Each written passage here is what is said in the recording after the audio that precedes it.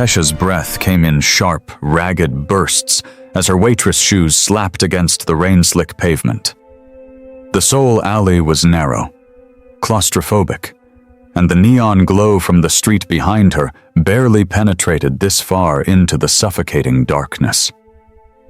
She didn't understand why her legs were pumping, only that every survival instinct screamed at her to run, to disappear, to erase what she'd witnessed.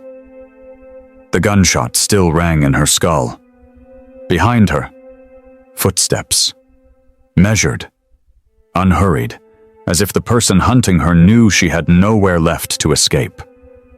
She rounded a corner, her heart slamming against her ribs so violently it ached and crashed straight into something immovable. A wall of muscle. A man. Strong hands locked onto her shoulders, steadying her before gravity could claim her. And when Tesha looked up, her raw terror crystallized into something far more dangerous. Dark, unreadable eyes, sharp, devastating cheekbones, a face so disturbingly calm it bordered on surreal, framed by wet black hair pushed back to reveal the stark black ink on his neck. Fear, written in English like a brand. He wore an expensive black coat, tailored to perfection and completely untouched by the downpour, and he studied her the way a collector might examine a rare acquisition. Curious, calculating, and far too knowing. "Running won't help," Min-jae said in flawless English, his Korean accent smooth and lethal. "You've already seen too much. Before you discover what happens next, hit that subscribe button. We deliver brutal romantic thrillers where the deadliest man in the room promises safety, right before he shatters your entire world. Trust me, this betrayal will destroy you." Tesha's life had become a machine, precise, efficient, utterly joyless. The alarm screamed at 5 a.m. in her cramped Itaewon studio, barely large enough for a bed and a hot plate. 3-minute showers because water wasn't free. Instant coffee because real coffee was a luxury she couldn't justify. Then the subway to Gangnam, where glass towers scraped the sky and she served people who spent more on lunch than she made in a week. 6 days. 14-hour doubles. Smile, bow, disappear. She'd perfected the art of invisibility. Head down when the businessmen in tailored suits let their eyes linger too long, cataloging her like she was part of the menu.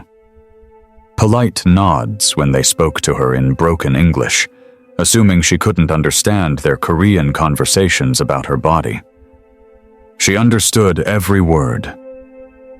She just needed the tips more than she needed dignity. 70% of every paycheck went straight to Atlanta. Marcus needed new textbooks for junior year. Keisha's community college tuition was due next month. Their mother's medical bills still haunted them from the grave, a brutal reminder that lung cancer didn't care about payment plans.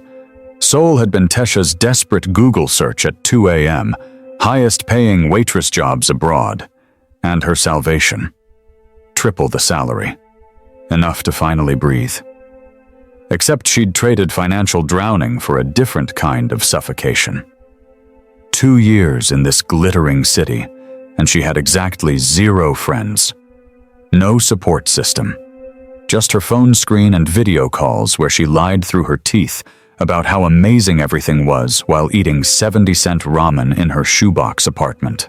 That night, bone-deep exhaustion made her reckless.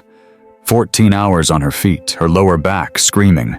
Tips had been decent, but not decent enough for a taxi. The well-lit main road to the subway stretched ahead. Safe, crowded, 20 minutes. Or she could cut through the industrial district. 10 minutes. Free. Tesha chose the shortcut. The alley swallowed her whole. Darker than she'd anticipated, the neon signs from the street behind her barely reaching past the entrance. Puddles reflected fractured light, making the ground look unstable. She was halfway through when she heard them. Voices, low and sharp, clipped Korean that sounded like orders. Every instinct detonated at once. Turn back. Run. Move. But she'd survived 2 years by being invisible. She could slip past. They wouldn't even notice her. Then the gunshot cracked through the air. Tesha's heart stopped.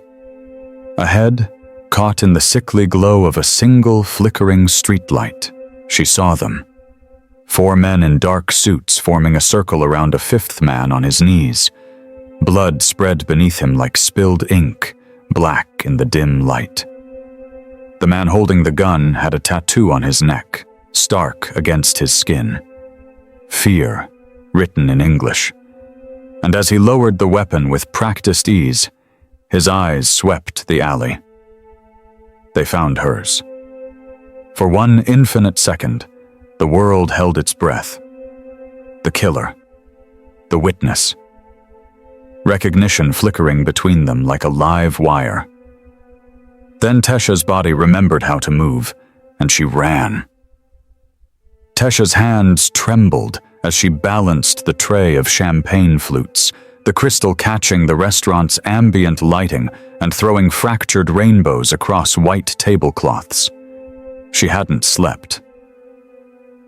Every time exhaustion dragged her eyelids closed, the dead man's face materialized behind them, his eyes wide and glassy, blood spreading like spilled ink across rain-soaked concrete, and those other eyes, cold and empty, belonging to the man with the gun. She'd spent the night constructing fragile logic. Soul held 10 million souls. 1 accidental witness disappearing into that sea of humanity meant nothing. They couldn't possibly track her down. Wouldn't bother. She was nobody. Then Min-jae walked through the entrance, and every desperate rationalization shattered like the champagne glasses she nearly dropped. The charcoal suit he wore probably cost more than 6 months of her wages, tailored so precisely it moved with him like a second skin. His dark hair was styled back with deliberate care, putting the fear tattoo on full, brutal display against his neck. He moved through the dining room with the territorial confidence of apex predators, and the other patrons instinctively created space, leaning away without consciously understanding why. His eyes swept the room and locked onto Tesha with laser precision. He smiled. The tray wobbled dangerously in her grip. Her manager materialized instantly, bowing so low his forehead nearly touched his knees. "Mr. Kang, what an extraordinary honor. Please, our finest table, the private corner." "I'll take her section," Min-jae said, his gaze never releasing Tesha. His English carried no accent, just smooth, dangerous perfection. The manager's hands propelled Tesha forward with barely disguised force. "Absolutely, absolutely, Tesha, attend to Mr. Kang this instant." Her legs transformed to liquid as she crossed the space between them. Up close, Min-jae was even more devastating, razor-sharp cheekbones that could cut, full lips that suggested cruel promises, eyes that cataloged everything and missed nothing. The fear tattoo seemed alive, pulsing with its own malevolent heartbeat. "Welcome," she forced out, her voice fracturing. "What can I—" "You're a fast runner, Tesha Findley." Min-jae's tone was conversational, almost friendly. "But not nearly fast enough." All blood abandoned her face. 28 years old, Atlanta, Georgia, Idawan studio apartment, 4th floor. You wire money home bi-weekly to Marcus, 17, and Keisha, 19. Your mother succumbed to lung cancer 3 years ago. He recited her life like reading a grocery list. Her throat sealed shut. "How? I know everything about everyone who witnesses what they shouldn't." He gestured to the chair opposite. "Sit." "I'm working." "Sit down." She sat. Min-jae extracted something from his inner pocket and placed it between them with deliberate ceremony. Tesha's heart flatlined, Her mother's silver bracelet, the simple chain she'd mourned losing weeks ago, gleamed under the lights. "You dropped this the night you ran," Min-jae said, his voice dropping to velvet. "I've been holding it, waiting." "For what?" "To decide your fate." He studied her face with the intensity of a scientist examining a specimen. "You're a complication, Tesha. A witness. In my world, complications get resolved quickly and permanently. But you—" His finger traced the bracelet's edge, never quite touching her skin. "You're different." "I won't say anything." Desperation cracked her voice. "I swear I didn't see anything. I can't remember." "Don't insult my intelligence," ice crystallized in his tone. "You saw everything. You looked directly at me holding a smoking weapon over a dead informant. The question isn't whether you'll talk. It's how I ensure your silence." Terror turned her body rigid. Then something shifted in his expression, his voice softening to something almost gentle. "I have an offer. I need someone to manage my home. Cooking, cleaning, organization, errands. The compensation is triple your current salary, cash, completely off the books. And I promise—" His eyes burned into hers with dark intensity. "I won't touch you." The promise tasted like poison. Why would I agree? Though both knew choice was an illusion. "Because you're suffocating in debt. Because Marcus needs braces and Keisha's tuition is due next month. Because you send 70% of your earnings home and survive on instant ramen. Because I'm offering salvation from every financial nightmare you have." He leaned forward, his whisper slicing through the ambient restaurant noise. "And because refusing means you won't reach the subway alive tonight." Tesha sat cross-legged on her cramped studio floor that night, staring at Min-jae's business card like it might explode. The expensive black cardstock felt wrong in her calloused hands. Too heavy, too smooth, like touching something that didn't belong in her world of overdue bills and instant ramen dinners. Working for a killer, in his home, completely under his control. The thought should have sent her running to the airport. Instead, she pulled up her banking app and watched the numbers mock her. $17 until payday. Marcus's orthodontist bill, still unpaid, accruing interest. Keisha's community college tuition due in 3 weeks. The remittance fees that ate 5% of every transfer home. 3 times her current salary. Tesha did the math on her phone's calculator, fingers trembling. 6 months to clear Marcus's medical debt. 8 months to send Keisha to a real university instead of the overcrowded community college where half the professors were adjuncts, struggling worse than their students. Maybe, for the first time since Mama died, she could actually save something. Build something. Breathe. Her mother's voice echoed in her memory, hoarse from the cancer eating her lungs. "You do whatever it takes to keep this family together, Tesha. Whatever it takes, promise me." She'd promised. At midnight, Tesha pulled out her phone before fear could override desperation. Her thumbs hovered over the screen, then typed. "I have conditions." The response arrived so fast she jumped. "Name them. Daytime hours only. 9 a.m. to 6 p.m. I leave every night. Agreed. I can quit any time with 2 weeks' notice." Agreed. Her heart hammered as she typed the final condition, the only barrier between employment and something far more dangerous. "You keep your promise. No touching." The 3 dots indicating his typing appeared immediately, then vanished. Appeared again. Vanished. Minutes crawled past like hours. Tesha's stomach twisted into knots. Finally, "I'm a man of my word, Tesha.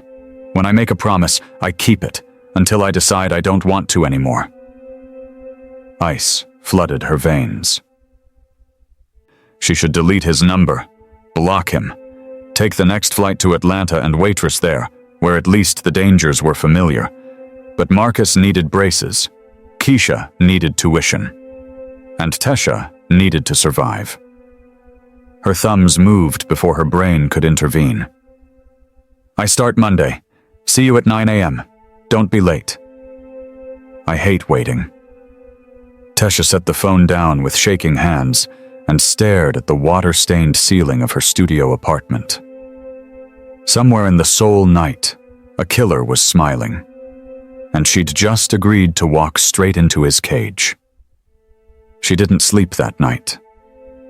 Every time she closed her eyes, she saw Min-jae's dark, knowing stare and the fear tattoo branding his throat.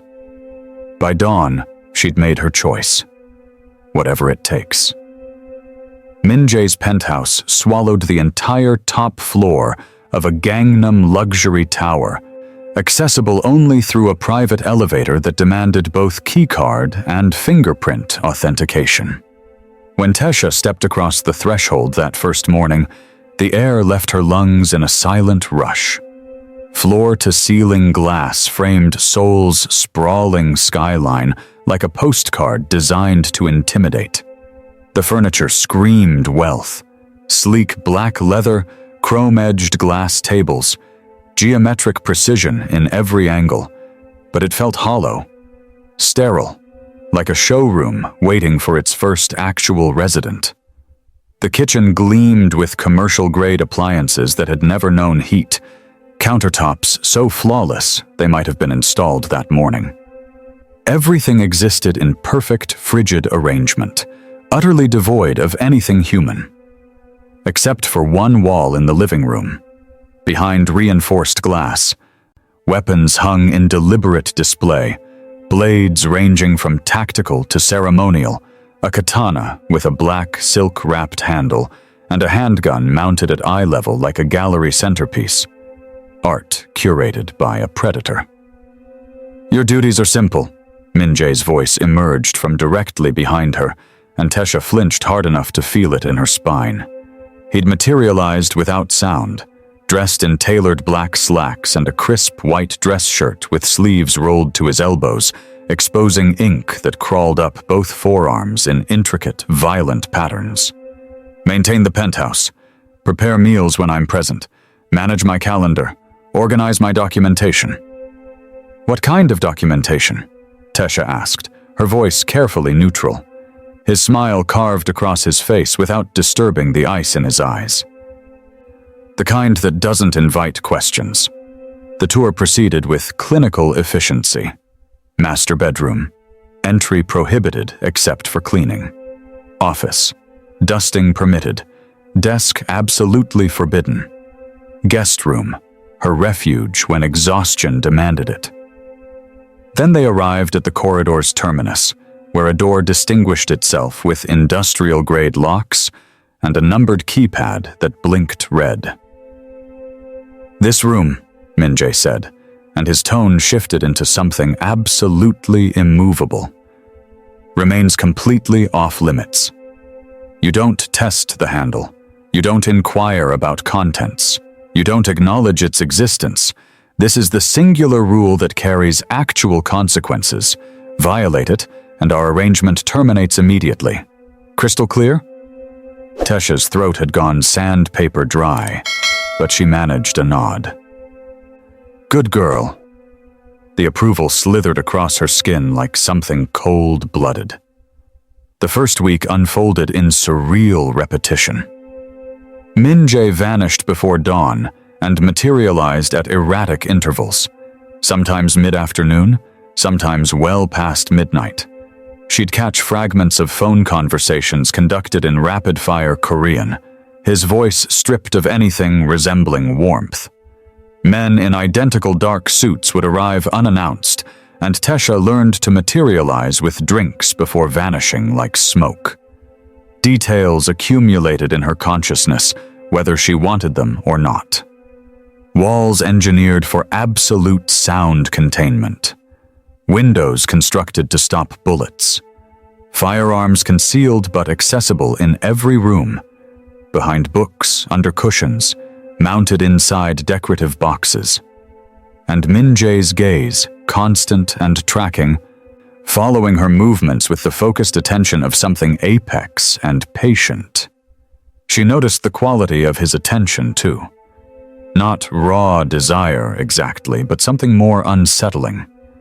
Obsession threaded through with possession, like she represented an equation he was systematically solving. He honored his promise, though. His hands never made contact. Not yet. 3 weeks into her new life, Tesha stood at Min Jae's pristine kitchen counter, stirring kimchi jjigae in a pot that cost more than her monthly rent back in Atlanta. The spicy, fermented aroma filled the penthouse, almost homey, almost normal. She'd learned he preferred it with extra tofu, less salt. Small details she shouldn't care about, but somehow did. The elevator chimed. Min Jae walked through the door, still wearing his tailored suit jacket. His movements controlled and precise, as always. But something was different. Tesha's eyes caught the dark stain on his collar. Wet, spreading, unmistakably blood.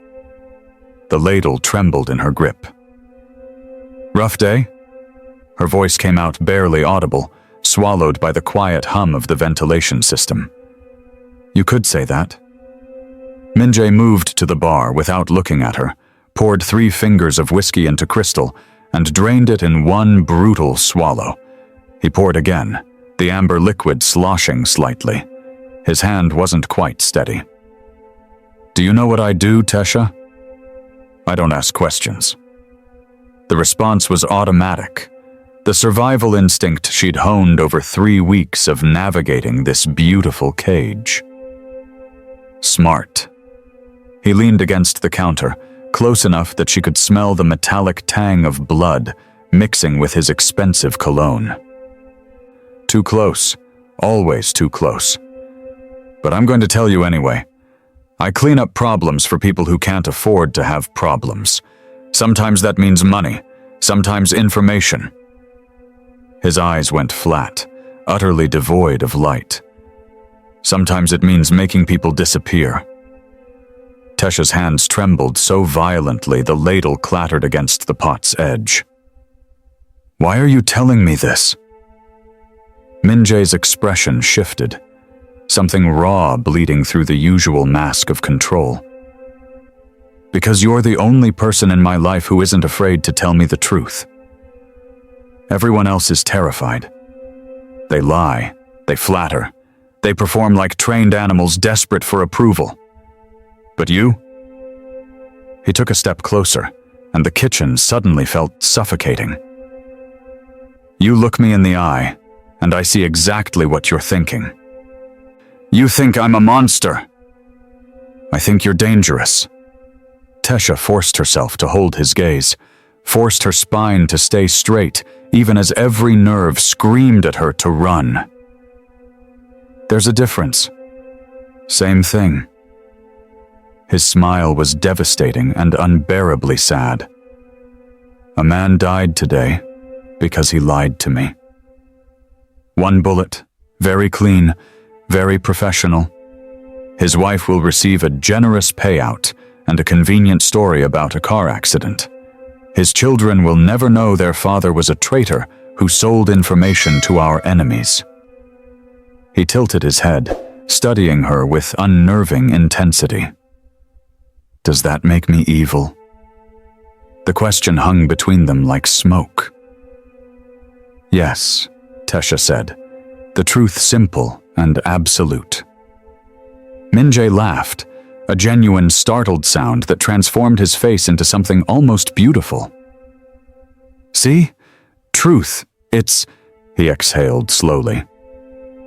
Refreshing.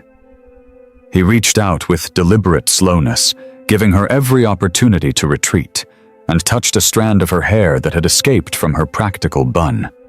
His fingers hovered just millimeters from her temple, close enough for her to feel the heat radiating from his skin, but never quite making contact. "I promised I wouldn't touch you," he murmured, his voice dropping to something dangerous and intimate. I'm a man of my word. But God, Tesha, you make it very, very difficult." Then he was gone, disappearing down the hallway toward his bedroom, leaving her trembling against the counter. The scent of his cologne and gunpowder lingered in the air like a ghost. And Tesha realized with horrifying clarity that her hands were shaking for entirely different reasons now. After that night, something fundamental shifted in the penthouse, like a predator deciding it was done circling its prey. Min-jae began engineering moments of contact with surgical precision. His hand would materialize at Tesha's waist when she stretched for crystal glasses on the top shelf, his palm warm and possessive through the thin fabric of her blouse. He'd straighten her collar when it sat perfectly fine, his knuckles deliberately grazing the vulnerable curve of her neck. He positioned himself in doorways, forcing her to turn sideways and press past him, their bodies separated by millimeters and suffocating tension. Each violation came with the same murmured apology. "Sorry." But his tone carried zero remorse, only dark satisfaction. One evening, Tesha was alphabetizing files in Min-jae's office when a photograph slipped from between manila folders and drifted to the polished floor. She bent to retrieve it, and her entire world stopped. The image showed her, rain-soaked, paralyzed with terror, her face illuminated by harsh streetlight, the night in the alley. The night she'd witnessed execution, captured by security cameras she hadn't even known existed. "You kept this?" The whisper scraped from her throat as Min-jae appeared in the doorway, silent as death itself. "Evidence," he stated, his voice maddeningly casual. "Of the night you became my responsibility." Fury ignited in Tesha's chest, burning through the fear that usually kept her compliant. "I'm not your responsibility." She spun to confront him directly. "I'm your prisoner." "You're my employee." Min-jae advanced with predatory grace. "You can leave any time." "We both know that's a lie." "Maybe." He reached past her shoulder to pluck the photograph from her trembling fingers, and his chest made full contact with her back, just long enough for Tesha to register his heartbeat, slow and controlled, while hers galloped like a hunted animal's. "Or maybe I just like having you here." "Why?" The question emerged broken, desperate. Min-jae's hand descended onto her shoulder with deliberate possession, and this time he didn't retreat. His thumb traced the delicate architecture of her collarbone through her shirt, the pressure feather-light, but searing her skin like a brand. "Because everyone in my life wants something from me," he murmured, his lips hovering dangerously close to her ear, his breath hot against her neck. "Power, money, protection, death. But you?" His voice dropped to something almost reverent. "You just want to survive. It's honest. Pure. I forgot what that felt like. You promised you wouldn't touch me." Tesha's voice fractured on the words. "I'm not touching you," Min-jae whispered, and she could hear the smile in his tone. "I'm reminding myself why I can't. Because once I start, Tesha, I won't be able to stop." He withdrew abruptly, leaving glacial emptiness where his heat had been. Tesha stood frozen, trembling from adrenaline and something far more dangerous, the phantom sensation of his touch still burning into her skin, like evidence she couldn't erase. It started with a man across the street. Tesha noticed him while watering the penthouse orchids, her eyes drawn to the figure below. Same black jacket, same position on the corner. 3 days running. Watching the building. Watching Min-jae's floor with the patience of someone paid to wait. She mentioned it casually over dinner, expecting Min-jae's usual dismissive nod. Instead, his calm shattered like glass. Within an hour, the building was on lockdown. Men in dark suits materialized from nowhere, their voices clipped and urgent in rapid-fire Korean. Min-jae transformed before her eyes, no longer the seductive captor who brushed her shoulders in doorways, but a lethal commander barking orders, his hand hovering near the gun at his waist. The shift was instant and absolutely terrifying. "Stay inside," he ordered without looking at her. "Don't go near the windows." Then he was gone, the penthouse door slamming with finality. Tesha stood in the sudden silence, her heart hammering against her ribs. This was it. Min-jae distracted, his men deployed, the apartment empty. The forbidden door practically whispered her name from down the hall. Her master key slid into the lock. It turned. Inside was an office within an office. Monitors displaying security feeds from every angle of the building, filing cabinets with coded labels, and a wall covered in photographs and documents connected by red string, like something ripped from a detective's nightmare. In the center of the desk sat a file folder with her full name typed across the tab. Tesha's hands shook as she opened it. Surveillance photos spilled out, her leaving the restaurant, unlocking her apartment door, riding the subway with her earbuds in, all dated 6 weeks before the alley. He'd been hunting her long before she witnessed the execution. Financial records, background checks on Marcus and Keisha, complete with school transcripts, her mother's death certificate, a detailed map of her daily routine with times and locations marked in red ink. At the bottom, Min-jae's handwriting, sharp and controlled. Tesha Findley. Witness. Night of August 14th. Potential asset or liability. Initial assessment. Intelligent, desperate, isolated. No local support system. Financially vulnerable. Containment protocol. Personal supervision. Status. Priority. Another note, more recent. She asks about the locked room. Suspects more than she admits. Consider relocation or alternative containment. Current status, too valuable to eliminate. Reason unknown. The next page destroyed her. Photographs from inside the penthouse, Min-jae watching her cook from the doorway, her asleep on the couch during a break, her laughing at a text from Keisha. He'd been documenting her like a lab specimen. "I was wondering how long you'd wait." Tesha spun. Min-jae filled the doorway, his expression unreadable, a gun hanging loose and casual at his side. "You were never protecting me," she whispered. "You were containing me." Yes. No hesitation, no apology. Why? Min-jae stepped inside, and she retreated until the desk pressed against her spine. "Because I couldn't kill you. I should have." That night in the alley, one bullet, the river, problem solved. I've done it 100 times. It would have been easy. But you didn't. No. His voice dropped, almost vulnerable.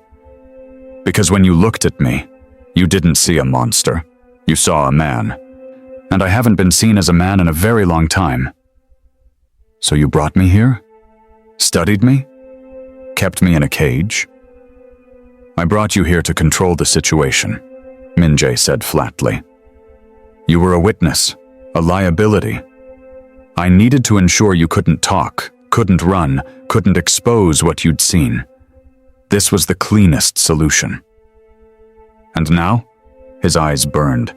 Now you're still a liability. But you're also the only person in Seoul who doesn't want something from me. The only person who sees the truth. I don't know what to do with that. Let me go. I can't. He moved closer, trapping her. You know too much. You've seen too much. And the people I work for don't forgive loose ends. Then what am I supposed to do? Survive, he said simply. Stay here, stay safe, and maybe... His hand reached toward her face, then stopped, trembling. Maybe we both find a way out. His phone shattered the moment. Min-jae's face went arctic. The surveillance wasn't police. It was the Jangchung faction. They know you're here. What does that mean? It means your value just changed. His voice was ice. To them, you're not a witness. You're leverage against me. He grabbed her arm, the first time he'd truly broken his promise, and dragged her toward the safe room. We're leaving. Now. The safe room materialized behind a concealed panel in Min-jae's bedroom. A reinforced bunker stocked with supplies, weapons, and a single narrow cot that looked like it had never been used. Min-jae shoved Tesha inside with barely controlled urgency and locked the heavy door behind them, the metallic click reverberating through the confined space. How long do we stay here? Tesha's voice came out hollow. Emptied of everything except exhaustion. Until I eliminate the threat. Min-jae's jaw was granite as he checked his phone, his thumb scrolling through messages too fast for her to read. They won't breach the building. Too public, too many cameras, but they'll wait. They're patient when it serves them. Why do they want me? Min-jae's laugh was sharp and bitter, cutting through the stale bunker air. Because in my world, people are currency. You're the woman living in my penthouse, which means you matter to me, which means you have value. His eyes found hers, dark and unreadable. They'll use you to manipulate me into surrendering territory, weapons, money. Or they'll put a bullet in your head and leave your body on my doorstep to send a message about what happens when I refuse. The question escaped before Tesha could trap it behind her teeth. Do I matter to you? Min-jae turned toward her fully, and in the brutal fluorescent lighting of the bunker, he looked utterly depleted. Shadows carved hollows beneath his eyes, and for the first time since she'd met him, he looked human, breakable. I've watched 23 people die in the last year, he said quietly. Most of them deserved it. Some didn't. I stopped feeling anything a long time ago. It's easier that way, cleaner. He moved closer, each step deliberate. But you? I think about you constantly. I dream about you. I rearrange my entire schedule just to be home when you're working. I broke my own rule and touched you because I physically couldn't stop myself anymore. His hand rose slowly, cupping her face with devastating gentleness, and this time Tesha didn't flinch away. His palm was warm against her cheek, his thumb tracing the curve of her jaw.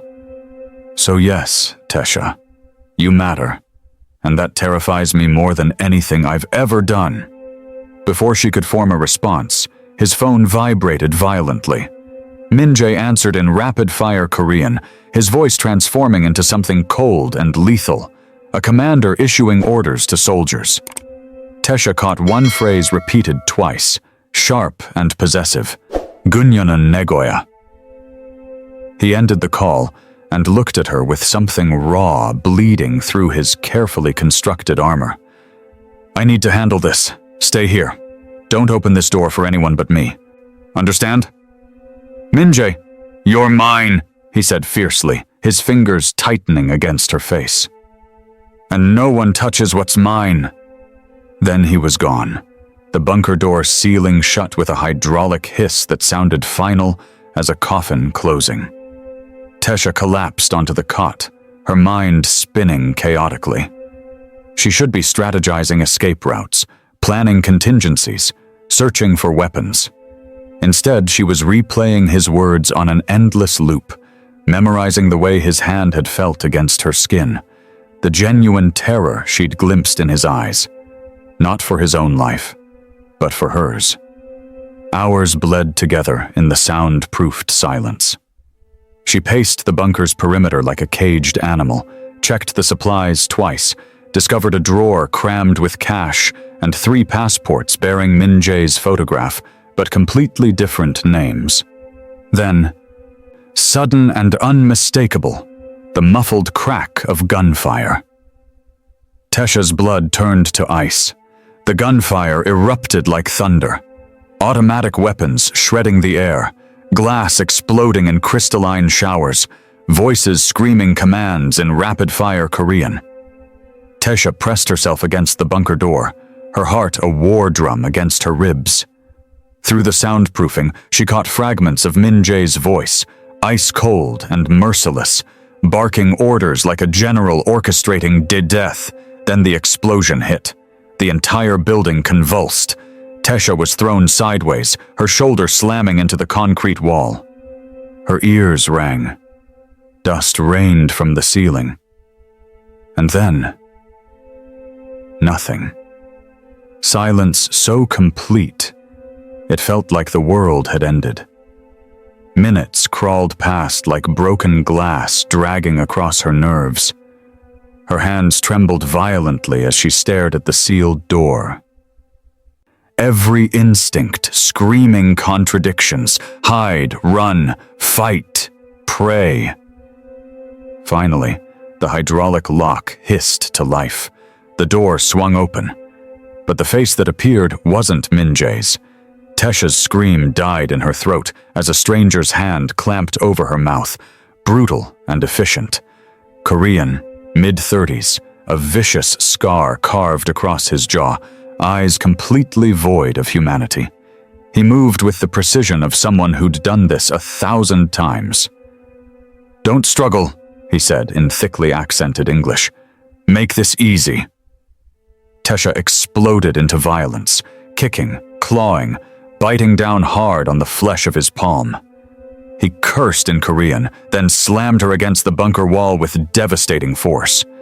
Her skull cracked against concrete, and the world dissolved into black static.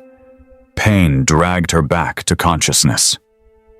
Her head throbbed with sickening intensity, and her wrists screamed where zip ties cut into skin behind her back.